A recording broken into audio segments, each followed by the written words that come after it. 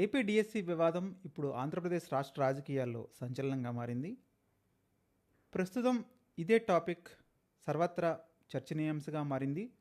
అసలు డిఎస్సి అంశం ఏంటి? ఉపాధ్యాయ ఉద్యోగాల కోసం సంవత్సరాలుగా ఎదురుచూస్తున్నటువంటి లక్షలాది మంది అభ్యర్థులు ఎన్నో ఆశలు పెట్టుకొని పరీక్షలు రాశారు. కానీ ఇప్పుడు అదే డిఎస్సి చుట్టూ వివాదాలు, ఆరోపణలు, అనుమానాలు చెలరేగుతున్నాయి.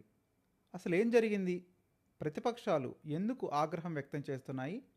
అభ్యర్థులు ఎందుకు ఆందోళన చెందుతున్నారు? ఈ వీడియోలో పూర్తి క్లారిటీ ఇచ్చేటువంటి ప్రయత్నం చేస్తాను. మర్చిపోకుండా వీడియోని చివరి వరకు చూడటానికి ప్రయత్నించండి. సబ్స్క్రైబ్ చేయడం మర్చిపోవద్దు. 10 మందికి ఉపయోగపడేలా లైక్ చేసి షేర్ చేయండి. ముందుగా డిఎస్సి అంటే ఏంటో తెలుసుకుందాం. డిఎస్సి అంటే డిస్ట్రిక్ట్ సెలక్షన్ కమిటీ. దీన్ని షార్ట్ ఫామ్లో డిఎస్సి అని పిలుస్తారు.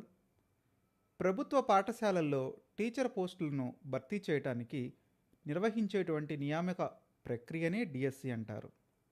ఆంధ్రప్రదేశ్లో మెగా డిఎస్సి పేరుతో భారీ స్థాయిలో టీచర్ నియామకాలు చేపట్టారు కూటమి ప్రభుత్వం వచ్చిన తర్వాత. వేలాది పోస్టులకు లక్షలాది మంది అభ్యర్థులు దరఖాస్తు చేశారు. ఇది రాష్ట్రంలో అతిపెద్ద ఉపాధ్యాయ నియామకాలలో ఒకటిగా నిలిచింది. అసలు డిఎస్సి వివాదం ఎక్కడ మొదలైందో ఇప్పుడు తెలుసుకుందాం. ఇటీవల కొన్ని రాజకీయ పార్టీలు, అభ్యర్థులు, స్థాయి సంఘాలు డిఎస్సి నియామకాలపై తీవ్ర ఆరోపణలు చేయడం ప్రారంభించాయి. వారి ప్రధాన ఆరోపణలు ఏమిటంటే, ప్రశ్నాపత్రాలు లీకేజ్ జరిగిందని వాళ్ళు ఆరోపిస్తున్నారు. మెరిట్ లిస్టులో అక్రమాలు జరిగాయని ఆరోపిస్తున్నారు.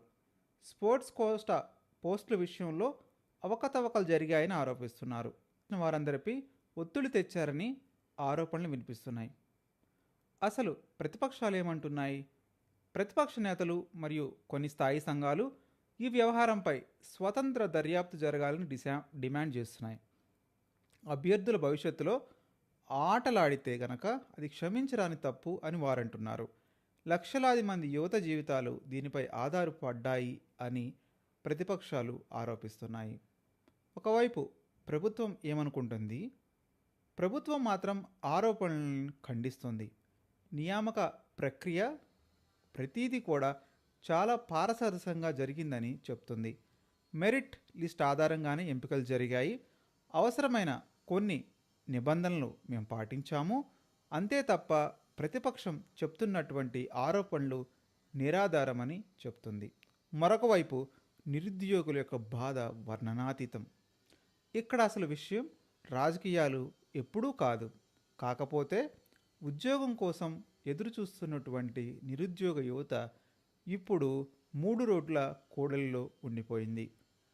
పాపం చాలామంది 5 సంవత్సరాలుగా, మరికొంతమంది అభ్యర్థులు 10 సంవత్సరాలుగా, మరికొంతమంది అభ్యర్థులు 15 సంవత్సరాలుగా కోచింగ్ సెంటర్లలో చదువుతూ, పీజీలు, హాస్టళ్లలో ఉంటూ, కుటుంబాలు నుంచి అప్పులు తీసుకుంటూ ఒకే ఒక్క ప్రభుత్వ ఉద్యోగం కోసం పోరాడుతూ ఉన్నారు.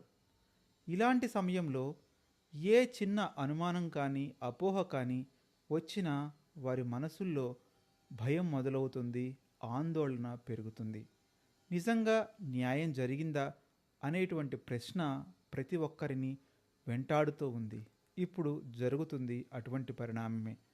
నిజం చెప్పాలంటే నియామకాలు జరిగి ఇన్నాళ్ల తర్వాత ఈ రకమైనటువంటి అనుమానం అభ్యర్థుల్లో కలగడం అనేది నిజంగా బాధించదగినటువంటి విషయం. ఈ విషయంలో మరో కోణం కూడా దాగి ఉంది. అయితే మరోవైపు వేలాది మంది అభ్యర్థులు ఇప్పటికే నియామకంగా జరిగిపోయింది. ఎంపిక ప్రక్రియ పూర్తయిపోయింది. వారిలో చాలామంది నియామక ఉత్తర్వులు పొందారు.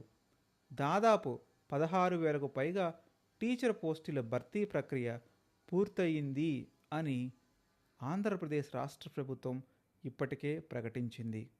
అంటే ఇక్కడ మనం తెలుసుకోవాల్సింది, ఒకవైపు ఎంపికైన అభ్యర్థుల ఆనందం, మరొక వైపు వివాదాలపై ఆందోళన చెందుతున్నటువంటి అభ్యర్థులు, విద్యార్థులు, ఇలా 2 వర్గాల భావోద్వేగాలు ఇప్పుడు డిఎస్సి ఎగ్జామ్ చుట్టూ, దాన్ని కండక్ట్ చేసిన విధానం చుట్టూ కనిపిస్తూ ఉన్నాయి. మరి ఇలాంటి గందరగోళమైనటువంటి పరిస్థితుల్లో అసలు పరిష్కారం ఏమిటి అనంటే, ఇలాంటి సందర్భాల్లోనే ప్రజలు కోరుకునేది ఒక్కటే: పూర్తి పారదర్శకత, ట్రాన్స్పరెన్సీ. అన్ని వివరాలను బహిరంగంగా ప్రభుత్వం ప్రకటించాలి. అవసరమైతే స్వతంత్ర విచారణ కోసం ఆదేశించాలి.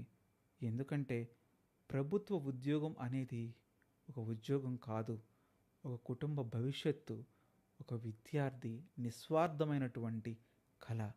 ఒక నిరుద్యోగి తను ఉద్యోగం కోసం వెతుక్కునేటువంటి వేట, అదే తన జీవిత లక్ష్యం.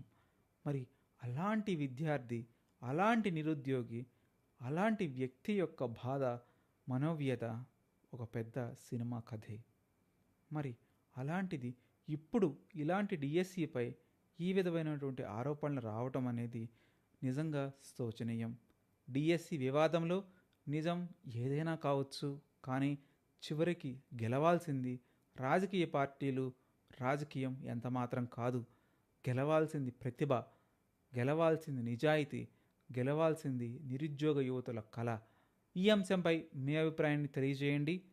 మీరు కూడా టీఎస్సీ నియామకాలపై స్వతంత్ర విచారణ అవసరమని భావిస్తున్నారా, లేక అవసరం లేదు, నియామకాలను సమర్థిస్తారా? కామెంట్లో మీ అభిప్రాయాన్ని తెలియజేయండి.